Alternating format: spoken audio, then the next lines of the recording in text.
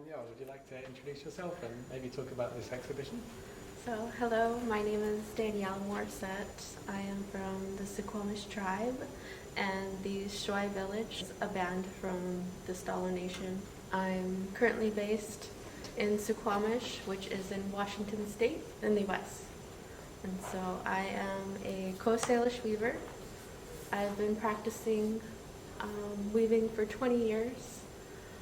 Professionally, I want to say for 10. Important for me to come to the Sainsbury because this is my first time being exhibited outside of the US and Canada.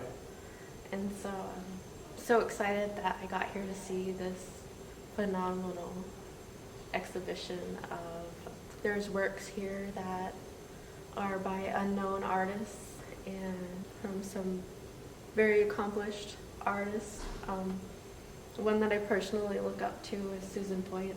Right. She's from the Musqueam First Nation. She's just incredible. She's been at this for decades now and a key person in revitalization of Coast Salish art.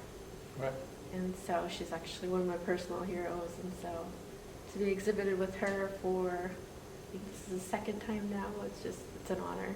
This exhibition shows the diversity of the Northwest Coast. It tells the story of what has happened to our people and, that we are still here. I feel at home here in this exhibit and to feel like I belong here in this space. That's awesome. It's pretty incredible. So. It's incredible how you can make work in today and it can speak and have dialogue with work from like the past, and they don't they look like they're from the same place, and they are, which is like kind of blows my mind. And I think when you walk around and you look at all the work, some of it looks so modern, even though it can be very old and very traditional. Some of the graphic works looks like it was made yesterday.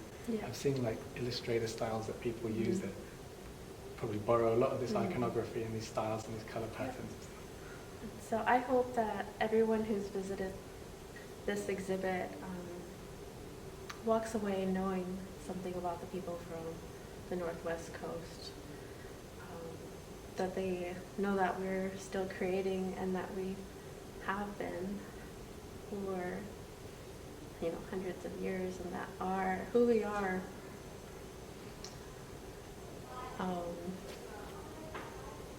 That deep-rooted identity is still strong. So. Right. And do you have maybe something for the kids, the younger kids that we've been working with? They're really expressive. They've got some amazing drawings. They've got a lot of stories. Maybe you got something, that little message for them. Don't be afraid to be creative. So don't be afraid to be inspired. To me, art evokes feelings, emotions, and I always want to come from a place of like good feelings and happiness, and so that's what I want to transcend through my work. You just gotta find your own voice and how you want to express that to the world through your art. Yeah, that's awesome, and you really do that. I think it's important. I think there's a really important thing to say, that there's a way to tell a story that doesn't have to have words. And I think your work completely does that.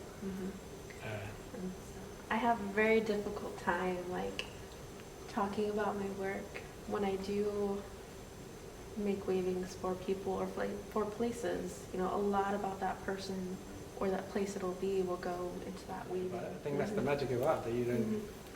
It goes beyond words. And I think sometimes when somebody has to describe a painting or a weave, it kind of doesn't need to be done. Yeah.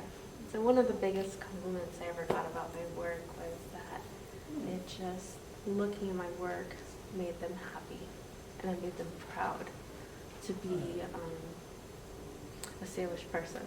Right. And so I don't think it could get much better than that. No, I don't think so either. But your work is so inspirational. The way you've taken on these things and your personality and the effort that you're putting into it, the way you, I'm sure the way you teach as well.